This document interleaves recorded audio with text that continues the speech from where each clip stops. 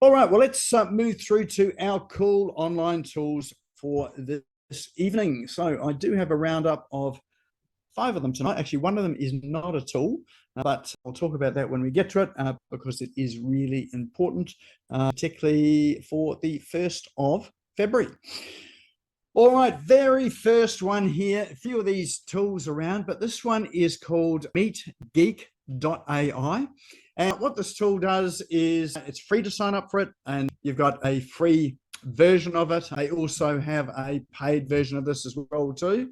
But what this is it joins with you on your Zoom, Teams, Google Meet, and so it'll join your meetings and it will act as a participant. Actually, it won't say anything at all. All it will do is it will record your meeting in video format, and it will also transcribe your meeting. But more importantly, what it will do is it will take notes of your meeting. So if you have key action items that come out of the meeting, it will actually list out all of those action items. It will take minutes of your meeting. So if you've got running an agenda, it'll take the minutes for the key points in your meeting. So it creates highlights and topics for that meeting there. And it'll do a recap. So people come in late or they can't make it, they can get a transcript, well, not a transcript, but a document with a recap of what you covered in the meeting as well too. It's all searchable, so you're able to search it as well. So if there's a significant thing that was discussed, then you can search for it. So it has those keywords which you can search as well. Integrates with apps like Slack and Notion, HubSpot, Zapier as well, so you can send it automatically to various places, either to email, to a CRM. You can connect it to a number of apps out there as well too. So as I say, this one is free. It does work with Microsoft Teams, Zoom, what's the other one? Google Meet, and you can decide whether you want it to join automatically or whether you want to approve it to join as well.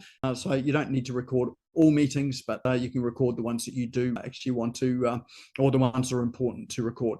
So that app there, well worth trying out. It's called MeetGeek.ai. Now, all of these apps and tools, we'll drop those into chat. If you're not sure where chat is, down the bottom on your Zoom toolbar is a speech bubble icon. It has chat written underneath it. If you click on that, that'll open up chat, and surprisingly, it's blank at the moment. So feel free to introduce yourself in chat as well too. So that's for our conversations and also to ask any questions as well. But we will put all of these apps in there. And at the end of the session, you can save the chat by clicking the 3 little dots, either down the bottom or up on the top left, depending on where it is on in your screen. And there's an option there to save chat. And then you can just click on the links that we pop in there, and you can investigate them or have a look at them as you like.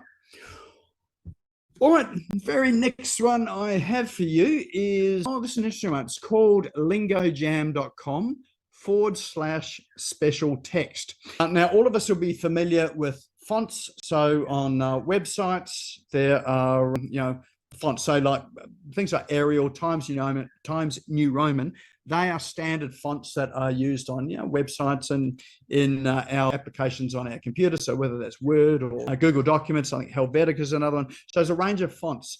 So that there for you to read. There is another character set, which is what's called the UTF or Unix character set, which look like fonts, but they are not actually fonts. So those are the things that if you've got a keyboard in front of you and you tap the keys, they are Unix characters, or UTF characters. So the keyboard can only have so many of them just because of space.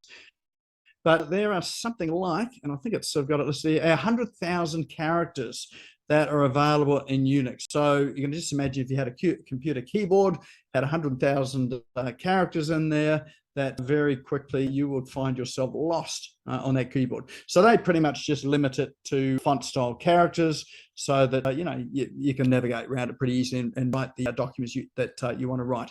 So and you can discover some of these fonts by clicking Command, Control, Option, Shift, function and a combination of the keys, and then hit one of those keys.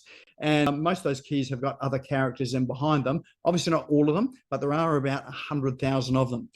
So there are applications like where you don't get the option of so bolding text or italicizing text or using different fonts. So for instance, I use Google Keep. So Google Keep is, it's almost like a Post-it note or a notepad, and it's only got one font. You can't change the font. You can't bold it. You can't italicize it. And I happen to use it as a shopping list. So, when we go shopping. So the way to get that bold text in is to use this particular thing called Lingo Jam. And all you do is in the left-hand box, you would type some, if I can get my cursor right, let's say some text that I want to use. And on the right-hand side, you will see what looks like a range of fonts. They are actually Unix characters. So, and you get, some of them are some images, picture images. Others are text as well too. There you go. There's an upside down one as well too. So I've got upside down characters. So if you do want to use this text here, then all you need to do is you can actually copy it. So highlight it and copy it. Easy copy. And if you paste it into, let's say, Google Keep, it'll look exactly like that. You can also use it on social media. So places like Facebook and Instagram, where again, you can't bold or italicize text. If you use these characters here, they will appear as exactly as it is here on the screen. So it's a way of getting around not being able to use manipulation of characters in those platforms. So if you want to make your posts a wee bit more interesting, let's say if we go to, I've copied that one. Let's see if we can go to Facebook, and I'll show you how this works. And we'll just pop in the what's on your mind area. But I'm running just a wee bit slow at the moment because my brand new computer decided to stop working, and I'm on my backup machine at the moment. So we're limping through. So hopefully it won't be too slow for us. All right, so we'll bring up a what's on your mind, create a post.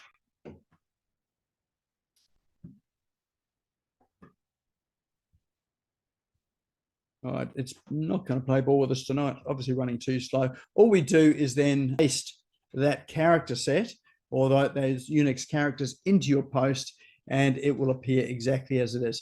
So it appears that Facebook's going to run too slow for me to do that tonight with everything else running. But if you try it for yourself, then you can see how this works. So again, there's a whole range of different styles of text here as well here that you can use. So you got your normal emoticons as well, so you can grab all of those in there too.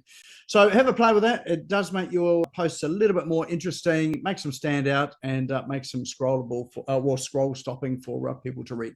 So that one there is called lingojam.com/special text, and yeah, super easy to use. Well, and next app that I've got is one that some of you may already be familiar with and may already use as well too. So this one is called Vimeo. It is a tool that we use very regularly. It is a video hosting and streaming platform. So it's an alternative to YouTube or Rumble, one of those ones there. And what this particular app does, it is a subscription-based service. They do have a free plan, which you can use, but to get a lot of the options, you do need to pay for this one. But it allows you to upload your videos here and keep a library of all of your videos. And it will allow you to embed these videos into your website or share them on social media. And you can determine where these videos are viewable as well. So the good thing about this is that someone can't come and grab your video and put it on their website. So you can set a particular domain that your videos appear on, and as long as the videos are embedded in that domain, they'll be visible. But if someone picks it up and wants to embed it in their own domain, then the video just won't be available on their website. So it's particularly good if you're running courses or have membership content, and you don't want it available across all of the internet. And so it gives you a greater degree of control with it as well too. You can make them private. You can create playlists in Vimeo as well. You can embed those playlists on your website. So again, if you've got course content and you've got a whole lot of modules or units with a particular topic, you can create a playlist which you can then go and embed in your website. And of course, you can drive people directly to the video link in Vimeo. But the great thing about Vimeo, and the thing that I like about it now, is that they've spent quite a bit of time updating it and adding new tools into it. And they now allow you to do things like edit your video. So you can upload your video here, you can edit it, you can cut it into smaller snippets. You can do things like remove the ums and the ahs and the filler words. If you sneeze, you can remove your sneeze in there as well too. And it does all of your captioning too, so you can create captions for it, and you can embed it directly to social media, so you can share it to social media from here, or grab the link and share it in social media as well too.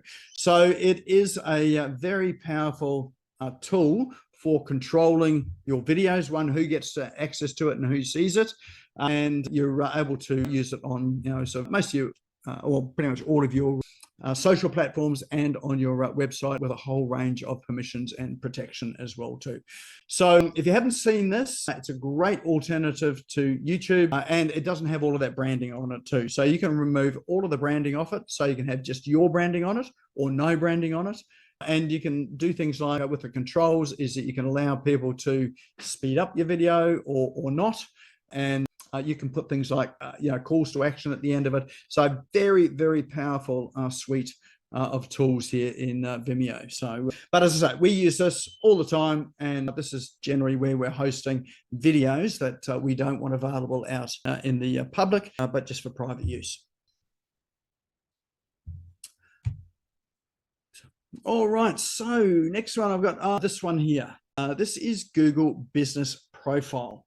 So anyone here got a Google Business Profile? Just give us a show of hands if you've got one of these. This is like Google Maps, and it's where all of your reviews are stored. If people are reviewing you, and it is an essential tool to have in business. Google owns it, and it appears in Maps. So if you go to Google search and you search for a business, a business like yours, or the solutions that your business provides, more often than not, you'll see a Google map appear on the in the search, and they're at the very top of the search results. So, the very top are the Google ads. The next listings down are what they call Google Maps. So that's your Google Business Profile in there. And then the next listings down from there are your organic listings.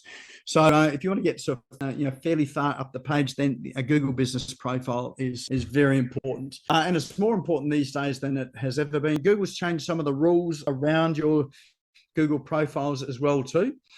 They are ideal they're really set up for people that have got a physical business presence. So, you've got a physical location, and you either service people at let's say a shop front or a storefront, or you've got a home-based business and you service people in a local area. That's ideally what it's set up for. It is not really set up for an online business where you service people globally, and it'll tell you that as well too. But you can still use it for that. And the thing that it's probably best used for is the Google reviews feature. So all of those 5-star reviews that you get, well, hopefully they're all 5-star. They all appear on your Google Business Profile. And those little credibility boosters are the sort of thing that people look for when they're looking to contact someone to help them with a particular issue they've got, or a problem they've got, or they're looking for some service. So I'll give you a magic number there. Magic number is 200. It's an unofficial magic number, and I got this from someone who works in Google. But he said, you can't spread this around. You can't talk about my name. He said, well, actually, you can tell people about it. It's unofficial. Google won't tell you. I didn't tell you. But 200 is the magic number. That's where you are likely to get the best opportunity to get a boost in your search engine optimization. So we've got about 200 reviews. that'll give you a wee boost in your SEO rankings. On a psychological level, though, you'll find that so if you've got 200 reviews, that probably takes most businesses a year to a year and a half to get, depending on how many customers, clients, and people that come across you, how many of those that you get in your business. But if you're active about getting reviews, and as part of your process where you consistently ask everyone for a review, not everyone's going to leave one, and they do need to have a Google account in order to leave a review, but you'll find that your next lowest competitor, generally they only have, it might be just sort of 10 or 20 reviews. Any of the good ones might have 60, 70, 80 reviews, but 200 generally outstrips most of your competitors. There are some businesses out there that have got 1,000 reviews. That's just locked and loaded as part of their system. What it does is it can lower your ad costs. So if you're using Google Ads, it can lower your ad costs. So we've been working with a number of clients on these reviews. Once they get to that sort of number of, around that 200 mark, all of a sudden their calls start to increase. And then finding they're not needing to advertise so much. So we've got a criminal lawyer that we work with. He's got something like 250, almost 300 reviews now. He gets calls fairly regularly off his Google Places listing. So that's all optimized. It's got keywords in it. It tells people what area he services as well. But the reviews there are the thing that really convinces people to call them, because if you've got 200 reviews, then people automatically think this business must be good. I'll give them a call. So if you think about, would you call someone with 10 reviews or 200? Generally the 200 is going to win out, most of the time. So if you don't have a Google, if you haven't set it up, it is free. So it doesn't cost you anything to do it. It just takes a wee bit of time to get it set up. There is a status bar along the top of it as well too, which will tell you how complete your profile is. You want to get that status bar to 100%. So in order to get to 100%, you need to upload videos.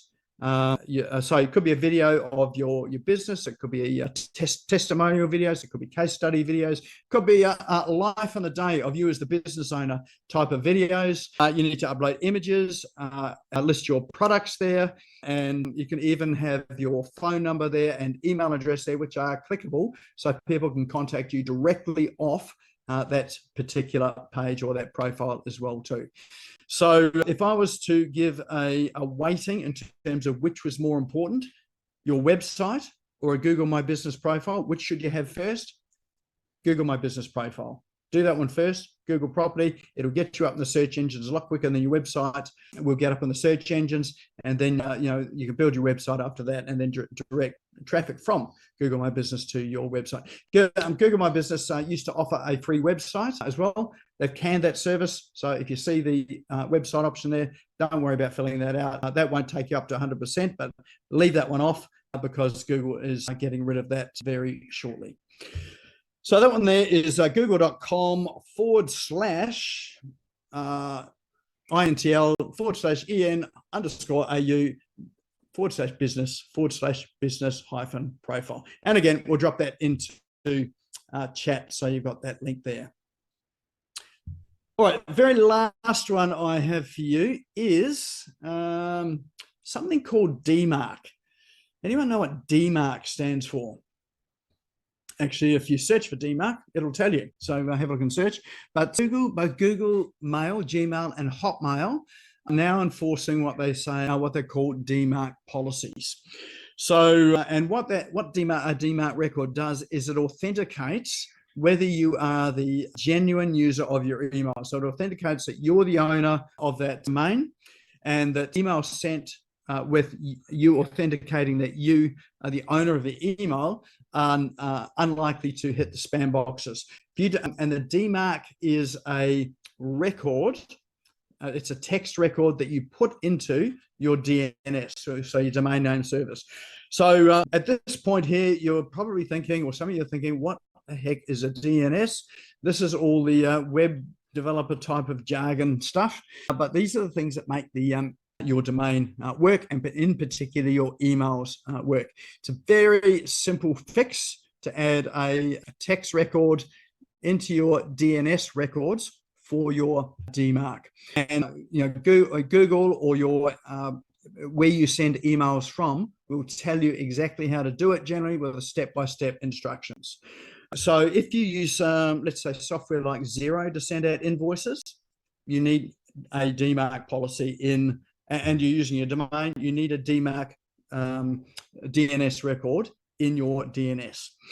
If you're using a CRM, you definitely need that in your DNS records. The result of not having it, and this is important as of February 1st, so 2 days' time, this is when the policy will be strictly enforced by Google and Hotmail. And what it does mean is that you may send emails that won't be received by those platforms. So they'll just delete them. So they won't even hit your inbox. They'll just delete them. So there'll be people out there that are using CRMs that haven't got the DMARC record in their DNS, and they'll just see their deliverability just drop because both of those platforms will deem that it's spam because you haven't identified that you're the domain owner, and these emails just won't go through. So they've already started enforcing the policy for high email senders, but this is going to be across the board for everyone. So if you've got any problems with that, you're not sure what this is or what I'm talking about, you need to talk to your web developer, or you can reach out to us here and we can happy to assist you with that. But it is one of those things that is really important right now. 2 days' time, that's when this is going to kick in, and there'll be that's when sort of people's emails are going to start to not actually hit spam, but they're just going to bounce back from the email providers. In fact, they won't bounce back. You won't even get a bounce back notice for it. So that's happening now. It just won't be delivered. So, and you won't know why it's not being delivered. All right, well, that there is a roundup of our cool online tools and some of what's happening in the world of Google as well too. So all of those links are in chat. So now is probably a good time to save the chat by clicking those 3 little dots down the bottom or the top right-hand side. But just for now, tell us, what was your favorite one of those? Maybe what's your most frightening one of those? Might be the email deliverability issue. So tell us which was your favorite. Just drop that into chat so we can get a vote to see which is the one that you liked the most. And just helps me check that we're on track here. Of course, all of these tools will be published in the Business Owners SmashGo Online Facebook group. If you're not a member of the Facebook group, now's a good time to jump over there and join that as well too. We'll accept you into that. And you can have a look at these tools at your leisure, but all of the other tools that we've covered in the past 7 years, they're all in there as well too. So you can search those up and sort of see what's there as well too. And of course, if you want help with any of those tools, just reach out, and happy to provide some assistance. Might not always be free, sometimes it is, but if you need sort of help there, then we're happy to work that through.